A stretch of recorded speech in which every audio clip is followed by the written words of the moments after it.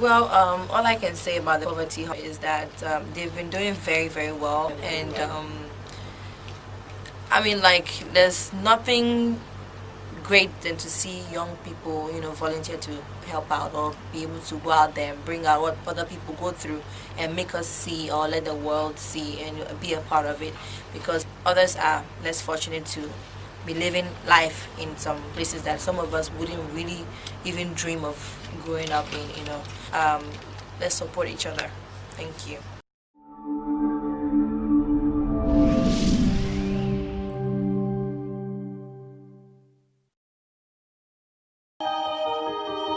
Sweet Jesus, you're the wind beneath my wings. Sweet Jesus, you're my melody and harmony.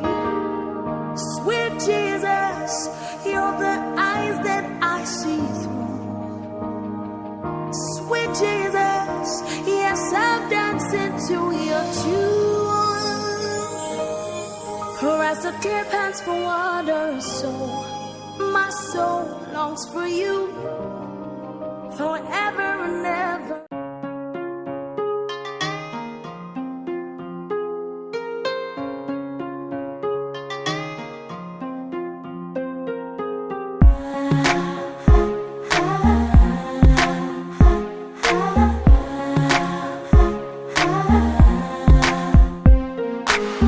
There were times when you feel that My name is Upon Abbott, the CEO of IETV.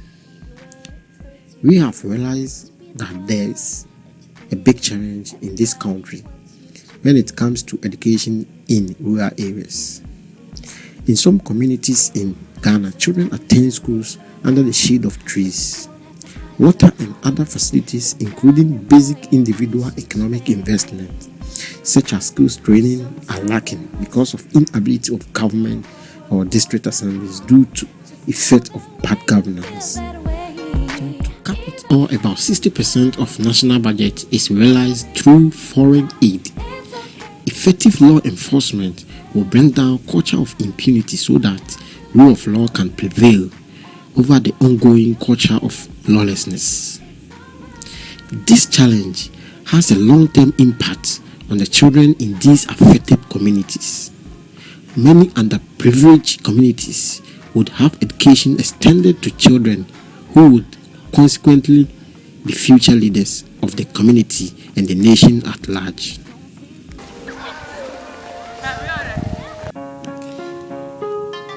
IETV has come out with an idea that if the local authorities have a statutory duty to ensure the adequate and efficient provision of school education in their area, so in that context, they may take reorganization of their school estate at any time. So what are we supposed to do? The community development officers has to visit the deprived areas to check on educational facilities available to them and collaborate with the beneficiaries, local and foreign volunteers for building construction. Our story is going to be centered in the building and renovation of EKUMFI DA Primary and Junior High School under the EKUMFI district in the central region of Ghana.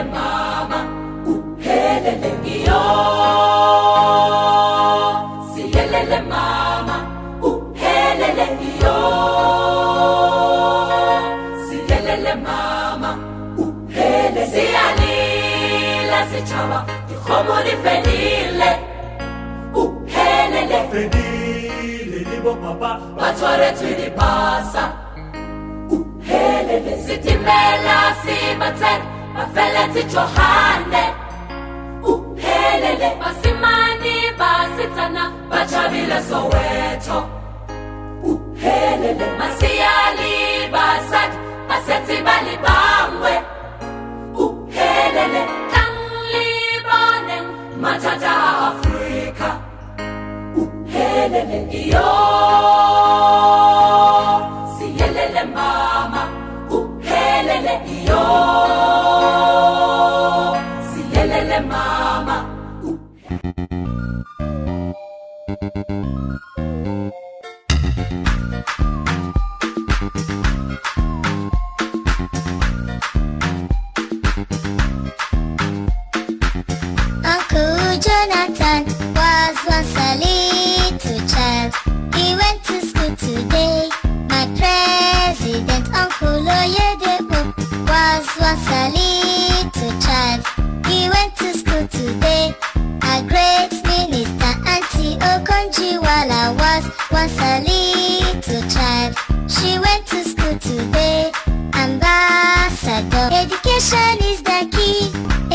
Education is the power.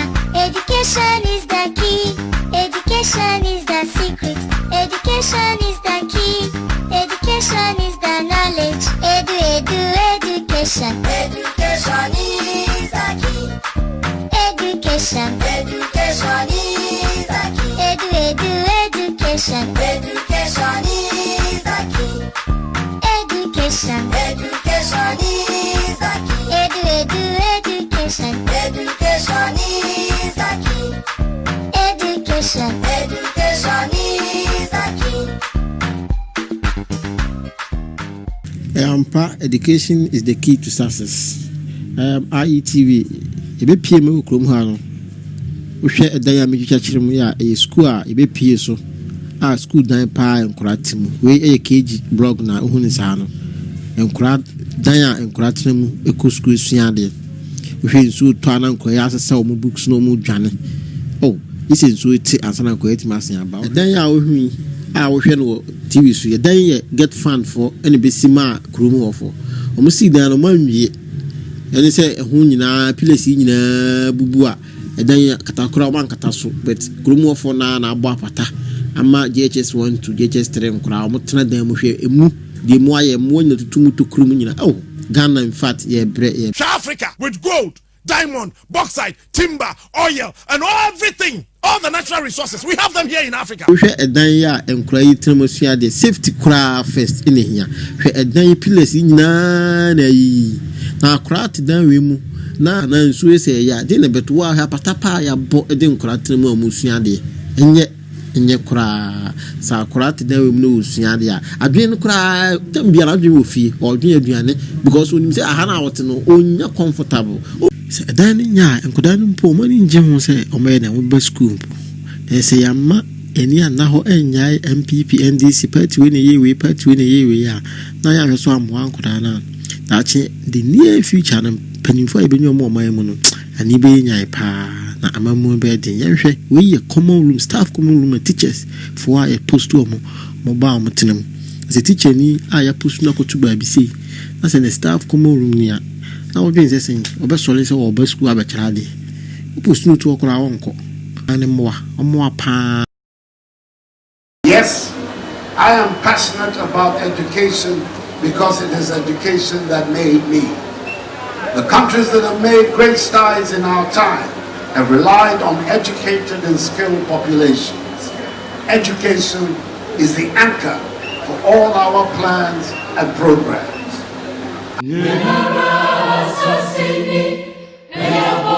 Your friend Louis Aban, the teacher since 1990.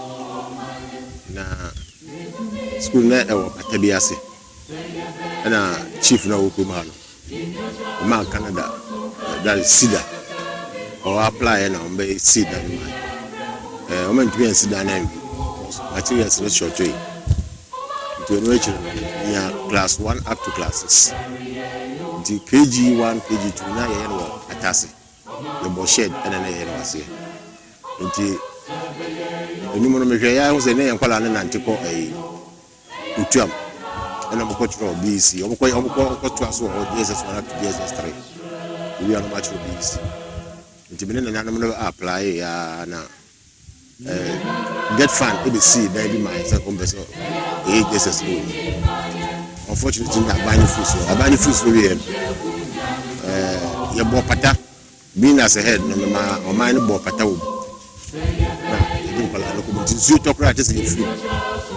Now you're put baby artists in society. And a KG1, KG2 is still almost a patasi. Government intimacy KG1, KG2 Maya. Into GSS1 up to GSS3, uncompleted building. Even in Ukraine was Atani Abu. Nti amankola no ya na do sutobra say every May, June, July konadiana kola no so pa but all the same the first year it mean 100%. Nti me third year me ya GSS no ha no that's last 3 years and I buy the transfer me call the nearest community but that's to kuma na me call it me say still problems in that wa kola no so fa oh teachers, especially KG1, KG2, at the same time, J1 up to J3. And I'm saying, down so into me, Papa Mom, the teachers in the bar, motivation over from Yana Mine, I'm a free. The other time, they are understaffed for so hard. The best to say, or meet me a boa, na commerce in Anamaya. Now, even teachers bango, in some cases, they are not rare areas, teachers near, teachers bango as well. It means Boama teachers, no energy, our grass, Tinka, the best to say, KG1, KG2, no more J1 up to J3, so my why at least teachers bango, now teachers in the bow, it me haka.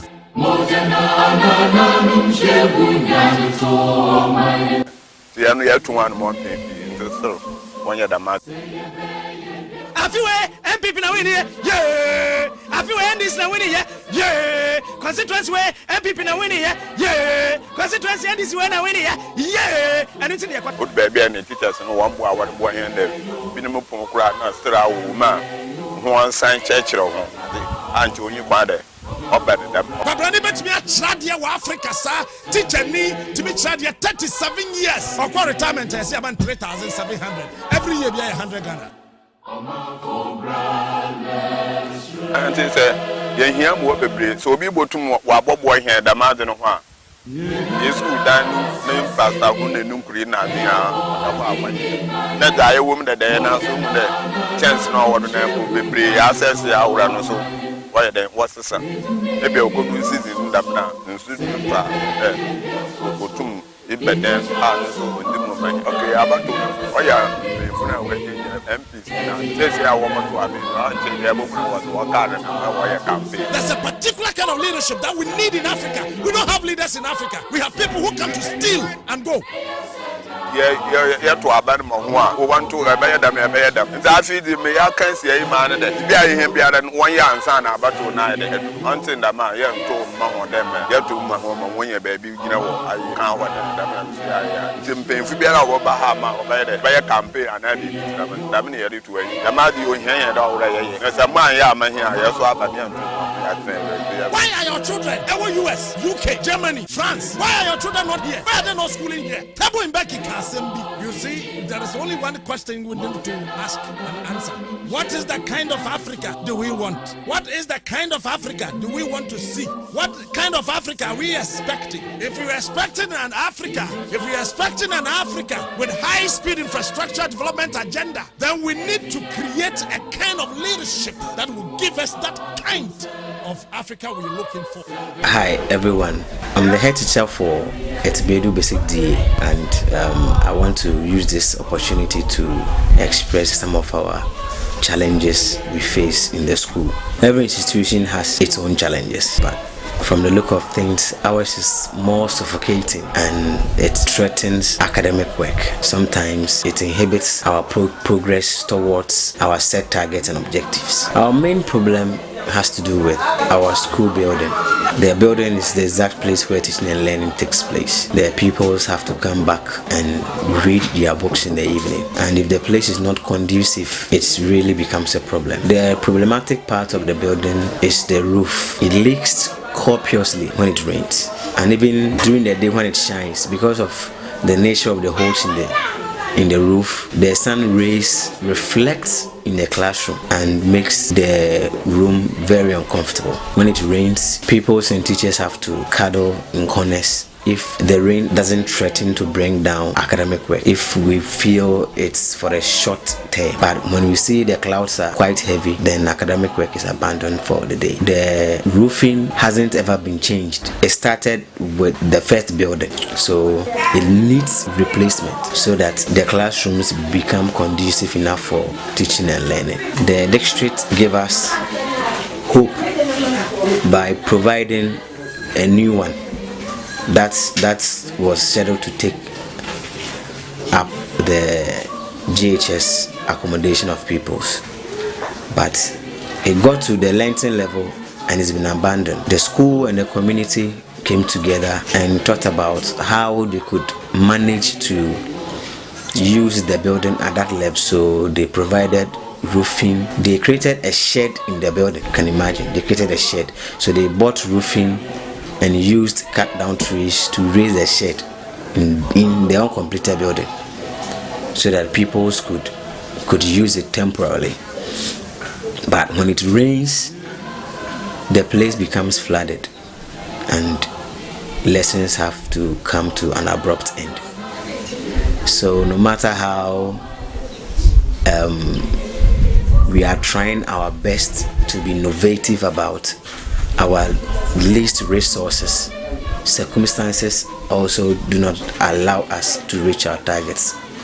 So it still becomes a problem unsolved, and as such, efforts have been made through writings to the district assembly, through the education office, but they only come to inspect it, go back, and nothing is done. And because of that, the building is rotting away. The pillars are now breaking off to show the skeletal framework of the iron rods.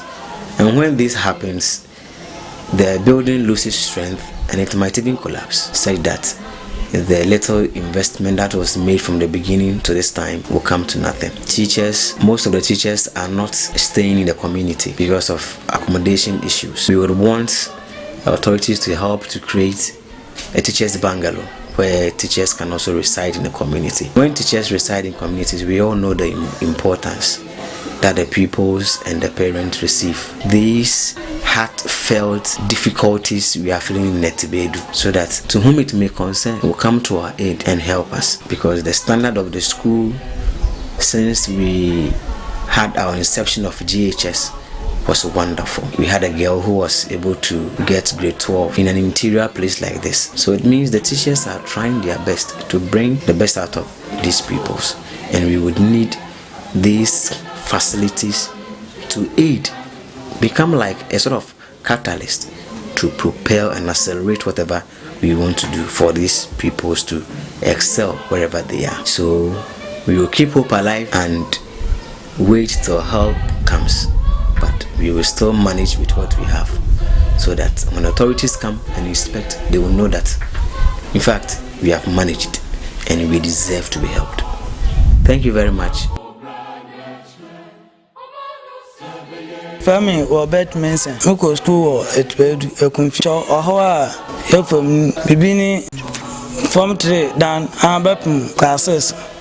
Yet Sensuta, young watching baby. Sunday, where see Indiana, what the enchants then Egodo.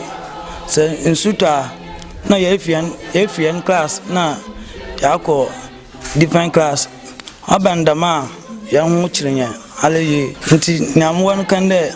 Kamesra mpanyinfo de omo boy yen na yenye school dan san do order ma otetinyan adusua amana yan adusua nkodo mpyan pi subject na owoda wache kodun dam aben untum wonchire induo adam so amofan yan so yan adusan okofom se kankan impamalo bompo e amma ya chance danu koso na wejemu abodo awoye dama ojejian aso amma chechire ni kwa muna onyenye nti yasra mpanyimfo a wowo Ghana wonfa won nnan nsisi fom na wonbo anya wo EKUMFI ETSIBEEDU school ayadam a mofan yan adusan fom na owoko woye manya yeni bajin ya panda yan chance dana ase anka mampanyin anada ni mpanyimfo wohwe na wotutu dam chance dano a ase wo dano do na wode fofo godoma school fon wo frame Doreen kumisi EKUMFI ETSIBEEDU muko school ETSIBEEDU di basic school how na ye fam bi ni de ye school dana yet na meni ye school na dana yet na meni patana wa abone yetinem classes na class 4 na class 5 when you baby ntina patana wa abon mo tina ase nsu tala bon nsunu na pene cheche from why start no play pom yekufie sie sempanyfo a mampanyin na no nke kan no yesra won omo boyen nentum wensie dane ye nya Facebook teacher from da chem of manaze business e flip kwaku adisrada ihnya fi mu one day and dan from 3 dan of from 3 from 2 na from 1 and then I took me so and no year uncompleted building near transit wa gba pata wa ase na etinam ne yesua de sensu torumpa yentumi nsuado wa ase because it's not ugudanum ansa na yebosua adu tede wohwo na ansa na wobohwo na mpo obezimbiri bebre ansa na wahwo ewi bandama na iheni period bibia afim ko nti amma akyerɛkyerɛfo na zanka ɔdɛ wɔkyɛ no wɔntum po nkyerɛ obezi mmiri bebree ansa na wɔatum akyerɛwe nti yɛn dan no dze ohia dɛ wɔbɛyɛ amen sisiara enyim dan mu bio yɛwɔ keji ne yɛsua de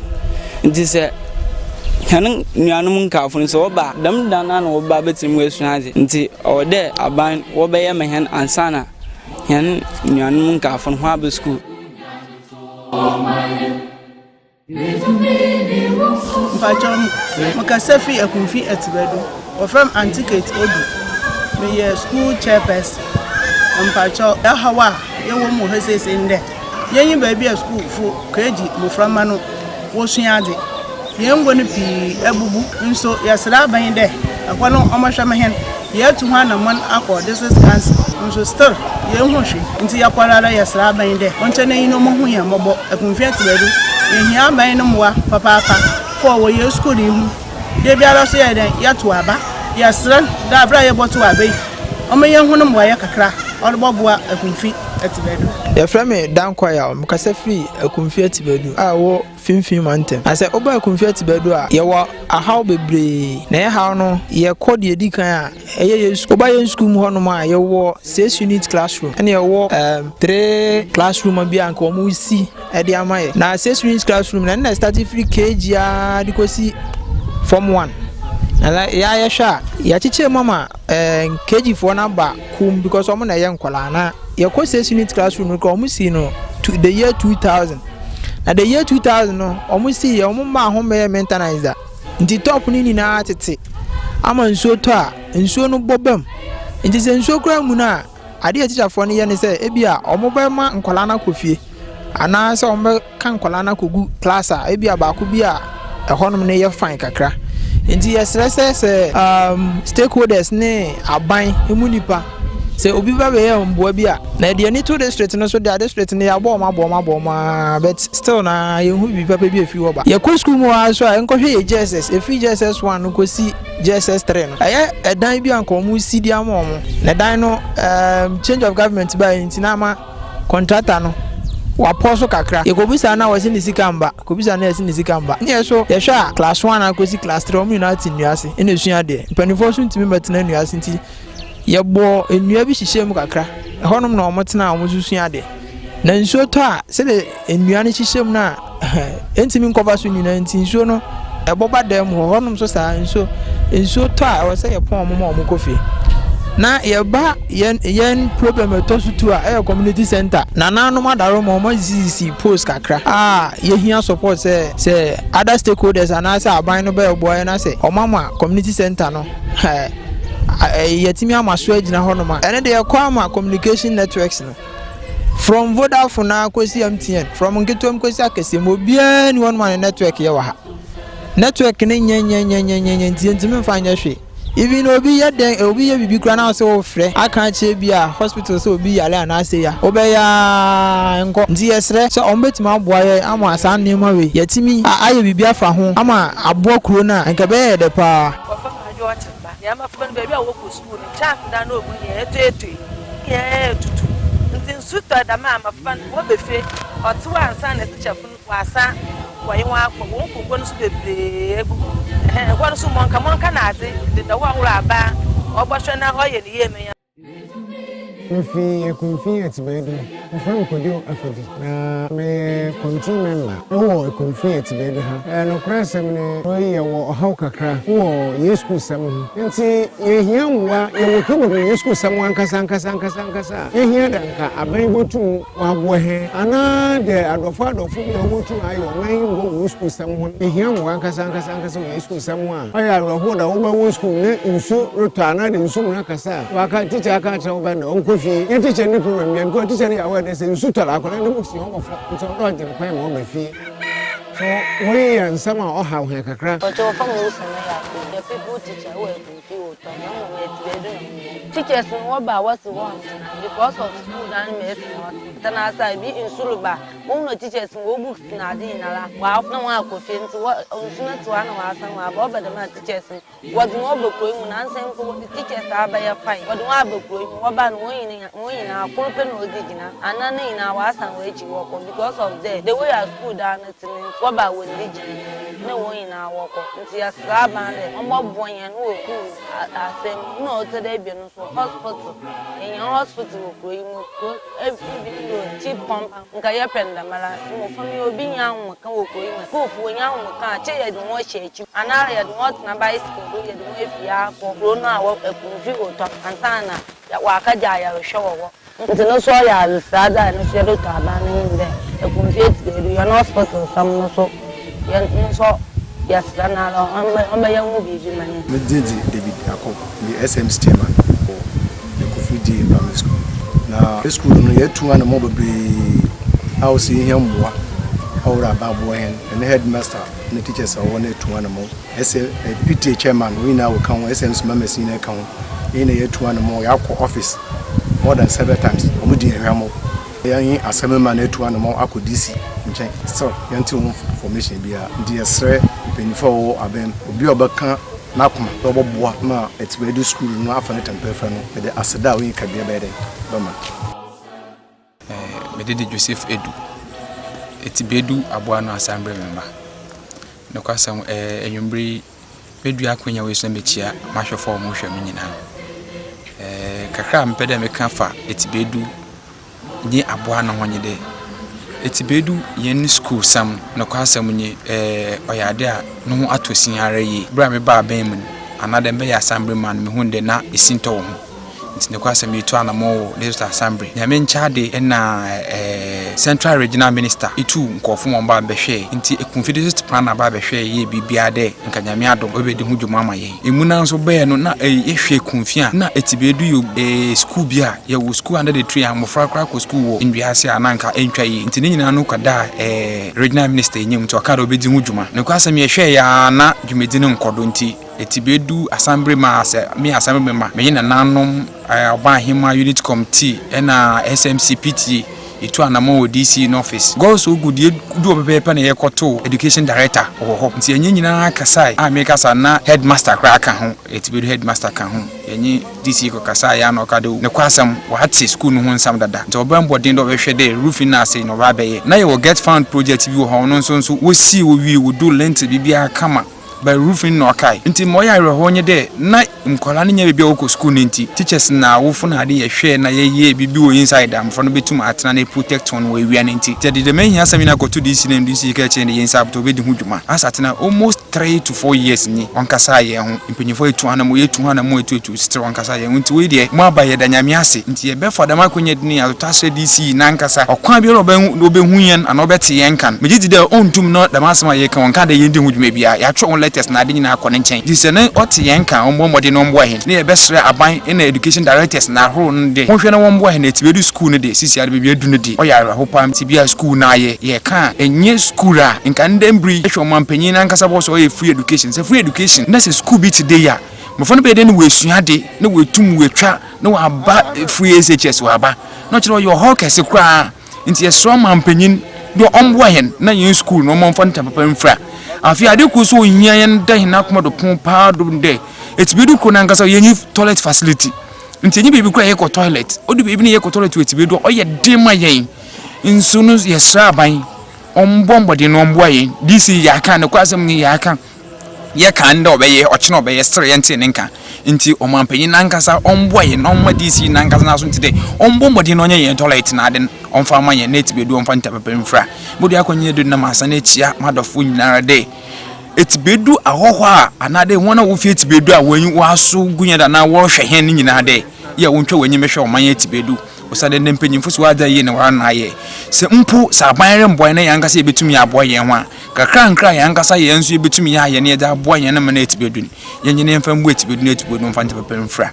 mede obi biara se yankopon show biara mede amase video ya me yi me de support to community ayewo central region ETSIBEEDU say ya empanifo no so say DC any MP so wo mada omumbie wo mani ewo communities ayewo sa krokro na ahihye mu ni nyina no omunhwe na omuma omani emra wo mo so enunti titru ena me video so woko ETSIBEEDU a anye bia no with the help of NGO ena school nesi ho no omu ebisiye woko ETSIBEEDU with the help of NGO and a community library with ICT, computers, lab, and also so yesi iwiye ankwala no and omo access sa information e wo mo library. Ukwa and with NGO and a sebi teachers toilet kra no yede ayade akwesiwo.